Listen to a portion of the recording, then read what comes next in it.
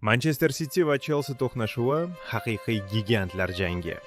Bu o'yinda nafaqat g'alaba, balki shaharliklarning yosh himoyachisi sharafi ham xavf ostida edi.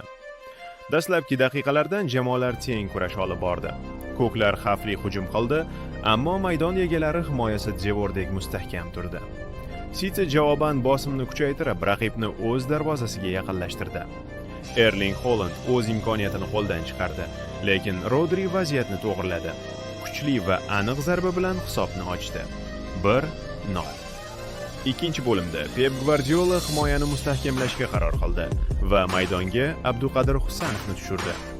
O'zbek himoyachisi darhol o'z darajasini ko'rsatib, bir necha ta'sirli to'p tortib olishlar amalga oshirdi.